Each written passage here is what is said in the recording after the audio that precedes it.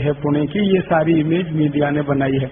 मैं आपको कुछ वास्तविक बात बताना चाहता हूँ, कुछ सच्चाई है जिसको आपके साथ शेयर करना चाहता हूँ, इस दृष्टि से कि आप सब योग शिक्षक हैं, हर दिन आप कक्षाएं लेते हैं, हर दिन आपके योग और प्राणायाम सीखने वाले आपके पास लोग आते हैं, तो आप ये बात, ये माहिती दूसरों को कहें जो मैं आपसे शेयर करना चाहता हूँ। सबसे पहली माहिती कि स्वाइन फ्लू नाम की जो बीमारी फैलती है वो एक वायरस से, उस वायरस का नाम है AH1N1। ये जानकारी आप सबको है, लेकिन जो महत्व की माहिती है वो ये है कि ये वायरस भारत का नहीं है, ये विदेशी है, परदेशी है। और ये जो बीमारी है स्वाइन फ्लू, ये भी देशी बीमारी नहीं है, ये भी विदेशी है, परदेशी है। ये वायरस परदेशी है, ये बीमारी परदेशी है। ये वायरस कहाँ से आया है, तो इस वायरस की हिस्ट्री के बारे में बताया जाता है कि 1.5 साल पहले ये वायरस पैदा हुआ मैक्सिको नाम के एक देश में। मैक्सिको लैटिन अमेरिका का एक देश है और उस देश में एक बहुत बड़ी अमेरिका की कंपनी है, उसका नाम है स्मिथ फूड्स प्राइवेट लिमिटेड करके, बड़ी कंपनी है। वो कंपनी डूकर का मांस बेचती है। हर साल 10 लाख मीट्रिक टन डूकर का मांस बेचती है वो कंपनी। अब 10 लाख मीट्रिक टन डूकर का मांस पैदा करने के लिए कम से कम 1 कोटि डूकर का कत्ल करना पड़ता है, तब 10 लाख मीट्रिक टन डूकर का मांस पैदा हो सकता है। और वहां के जो डूकर होते हैं ना, वो ऐसे नहीं होते अपने जैसे। हाँ, अपने भारत के जैसे डूकर है ना, वैसे नहीं होते, उससे तो डबल और ट्रिपल होते हैं। हमारे यहाँ जितनी बड़ी, जितनी ऊंची गाय होती है ना, वहां इतने ऊंचे डूकर होते हैं और एकदम मोटे मोटे थुल, और इतने जास्ती मोटे होते हैं कि चल नहीं सकते, तो खड़े होते हैं धम से बैठ जाते हैं, चल नहीं पाते, भाग नहीं सकते, इतना मांस उनके शरीर पर होता है। और वो मांस उनको इंजेक्शन दे दे के बढ़ाया जाता है, दवाएं दे दे के बढ़ाया जाता है। इंजेक्शन देके, दवाएं देके डूकर का मांस बढ़ाते हैं और वो मांस बेचने का काम वो कंपनी करती है। तो कंपनी का 1 पॉइंट प्रोग्राम है डूकर का मांस बेचना, मुनाफा कमाना और डूकर पालना। तो उनके बड़े बड़े रेंच हैं, उसमें डूकर पालते हैं, हर साल मांस बनाते हैं, फिर उसको बेचते हैं। लेकिन कंपनी के जो मालिक हैं, जो उसके मैनेजर हैं, जो उसके बड़े अधिकारी हैं, कर्ता धर्ता हैं, वो अपने ही डूकर के मांसों को नहीं खाते, वो नहीं खाते, खुद नहीं खाते। मैंने उस कंपनी के कुछ अधिकारियों को ईमेल करके पूछा कि आप पोर्क खाते हैं? पोर्क माने डूकर का मांस। तो उन्होंने कहा नहीं खाते, वो वेजिटेरियन है, दूसरों को खिलाते, खुद क्यों नहीं खाते? तो वो ही मुझे बोलते हैं कि हमको मरने का डर लगता है। कैसे मर जाएंगे? तो वो बोलते हैं ये जो डूकर का मांस है ये इन्फेक्टेड है और इसमें वायरस बहुत है और इसमें H1N1 वायरस होने की शक्यता सबसे ज्यादा है।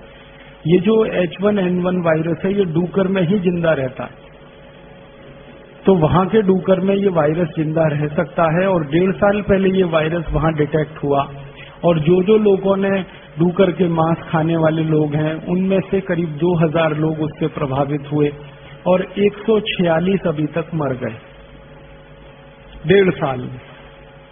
1 साल 6 महीने में 146 लोग मरे, 2000 लोग इस बीमारी से प्रभावित हुए, जिनको H1N1 वायरस ने प्रभावित किया, वो इन्फेक्टेड हुए। तो आंकड़ेवारी में देखा जाए तो ये कोई बड़ी संख्या नहीं, 1 साल 6 महीने में 146 लोग मरे। क्यों? क्योंकि दर वर्षी हमारे देश में अगर दूसरी बीमारियों से मरने वालों की संख्या हम ढूंढेंगे तो कैंसर से इस देश में हर दिन 1500 लोग मरते हैं, हर दिन। और साल में कैंसर से इस देश में 40 से 45 लाख लोग मरते हैं। फिर हमारे देश में ट्यूबरकुलोसिस और मलेरिया से हर दिन 1200 लोग मरते हैं और साल में करीब 36 लाख के आसपास लोग मलेरिया, ट्यूबरकुलोसिस से मर जाते हैं।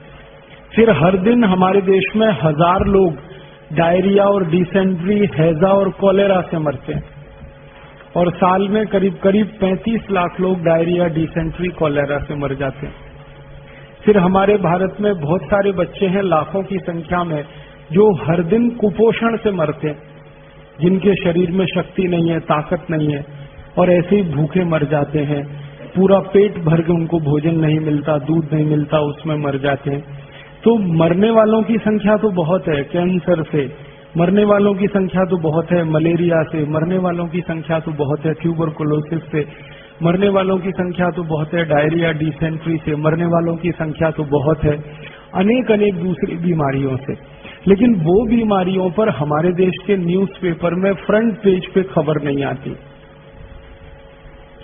कैंसर से मरने वालों के बारे में कभी भी न्यूज़पेपर में और मीडिया में इतनी चर्चा नहीं होती जितनी स्वाइन फ्लू की हो रही। ट्यूबरकुलोसिस से मरने वालों की चर्चा कभी भी इतनी नहीं होती मीडिया में जितनी स्वाइन फ्लू की हो रही है। कारण जानते हैं क्या है? कैंसर की, ट्यूबरकुलोसिस की, डायरिया की, डिसेंट्री की कोई वैक्सीन नहीं बन सकती। जिन बीमारियों की वैक्सीन नहीं बनती, उन बीमारियों के बारे में मीडिया में चर्चा नहीं होती, भले उसमें मरने वालों की संख्या कितनी भी जास्ती हो। लेकिन जिन बीमारियों में वैक्सीन बन सकती है और मरने वालों की संख्या बहुत थोड़ी होती है, उसकी चर्चा बहुत होती है। कारण क्या है? जब बीमारी की चर्चा होगी तो लोगों में डर पैदा होगा, दहशत पैदा होगी। जब डर और दहशत बहुत जास्ती हो जाएगी, जैसा अभी बताया कि एक पत्नी का पति मर गया और उसके मन में इतनी दहशत और इतना डर कि उसने अपने पति के अंतिम शरीर को, माने आखिरी यात्रा को 5 फीट दूर से प्रणाम किया। माने दहशत इतनी जास्ती है कि जो धर्मपत्नी अपने पति के साथ सालों साल रही एक ही कमरे में, एक ही बिस्तर पर, जब उसको ये डर लग गया कि इसको स्वाइन फ्लू हुआ और उससे ये मर गया, तो दूर से ही उसने प्रणाम कर लिया। ये हद है, ये लिमिट क्रॉस हुई है डर की, दहशत की। और ये लिमिट क्रॉस कराने में मीडिया ने बड़ी ताकत लगाई है। मैं जो आपसे कहना चाहता हूं वो ये कि स्वाइन फ्लू का जो वायरस है वो आपको कभी भी प्रभावित नहीं कर सकता। आप पूछेंगे क्यों नहीं कर सकता? हमारे में कोई सुरखाव के पर हैं, या हम भगवान के दूत हैं, या हम ज्यादा योग और प्राणायाम करते हैं, ये कारण है? कारण क्या है? कारण उसमें से दूसरे हैं जो जानने की जरूरत है। सबसे बड़ा कारण ये है कि स्वाइन फ्लू विदेशी वायरस है, विदेशी बीमारी है, और H1N1 वायरस विदेशी है। माने ये वायरस दुनिया के उन्हीं देशों में पैदा होके प्रभावित करता है लोगों को जहां ठंडी बहुत पड़ती है, तापमान बहुत कम होता है। अमेरिका में ठंडी बहुत होती है, कनाडा में ठंडी बहुत होती है, मैक्सिको में ठंडी बहुत होती है, ब्राजील में ठंडी बहुत होती है, फ्रांस में, जर्मनी में, ब्रिटेन में ठंडी बहुत होती है। और आप जानते हैं साल में 6 महीने ठंडी पड़ती है, और साल में 6 महीने तापमान उनके यहाँ 0 के नीचे होता है। -5 डिग्री, -10 डिग्री, -15 डिग्री, -20 डिग्री, कभी कभी तापमान -30, -35, -40 तक चला जाता है। 6 महीने बर्फ ही बर्फ रहती है। सड़क पे बर्फ होती है, मैदान में बर्फ होती है, खेत में बर्फ होती है, छत पर बर्फ होती है। बर्फ 10-10 फीट ऊंची होती है।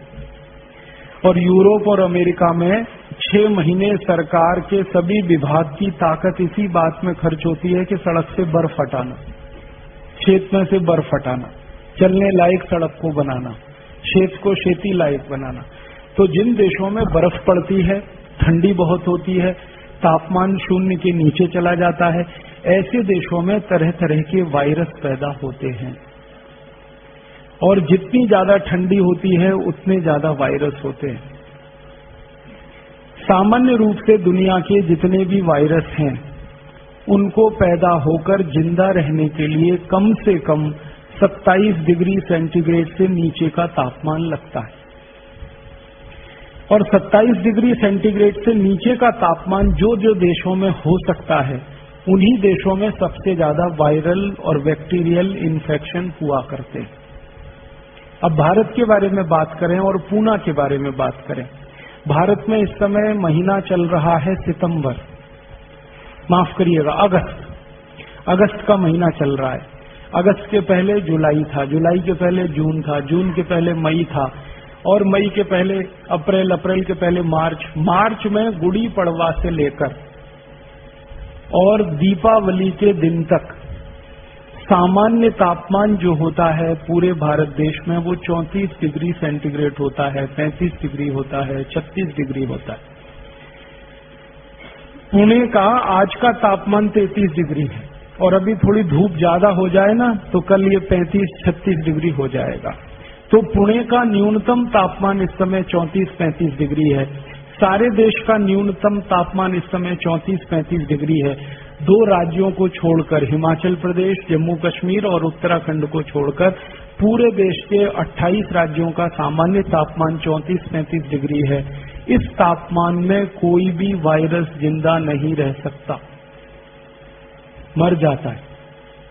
वायरस अगर पैदा भी हुआ तो ज्यादा से ज्यादा 45 मिनट जिंदा रह सकता है, उसके बाद उसको मरना ही है, क्योंकि सूर्य के प्रकाश में, सूर्य के ताप में, सूर्य की गर्मी में कोई वायरस जिंदा नहीं रहता। तो भारत दुनिया में सबसे अद्भुत देश है, जहां पर सूर्य का तापमान इतना है, सूर्य का प्रकाश इतना है। यहां तो गर्मियों में, मई जून में तापमान +50 डिग्री सेंटीग्रेड होता है। दूसरे देशों में -40 होता है ठंडी में, यहाँ +50 होता है। कितना अंतर है तापमान का, आप सोचिए। -40 से 0 पे आइए, 0 से आगे 50 तक जाइए, इतना बड़ा अंतर है, इतना बड़ा डिफरेंस है। तो जो देश ठंडी वाले हैं, बर्फ वाले हैं, जहां पर बहुत ज्यादा सर्दी होती है, उन्हीं देशों में वायरस इन्फेक्शन बहुत होते हैं। भारत गर्म देश है, गर्मी वाला देश है, उष्णकटिबंधीय देश है। भगवान ने भारत को ऐसा बनाया है कि सूर्य का ताप इतना तेज है इस देश में, इसकी कल्पना जो है हम तब कर पाते हैं जब हम माइक्रोबायोलॉजी जैसे विषय में पढ़ने के लिए जाएं। तो आप अपने मन से एक भय, एक डर निकाल दीजिए। आपके शहर में, पुणे में, पुणे के पूरे जिले में, पूरे महाराष्ट्र में, पूरे भारत में, जम्मू कश्मीर, हिमाचल और उत्तराखंड को छोड़कर कहीं भी ये वायरस हो नहीं सकता, क्योंकि तापमान इतना ज्यादा है। इसलिए इस बीमारी से आपके प्रभावित होने की कोई दूर दूर तक संभावना नहीं है। इसलिए आपके मरने की भी कोई संभावना नहीं। मन से ये डर निकालिए। अब आप मुझे तुरंत एक सवाल पूछेंगे, वो सवाल ये पूछेंगे कि फिर थोड़े दिन पहले पुणे में डॉक्टर मर गया,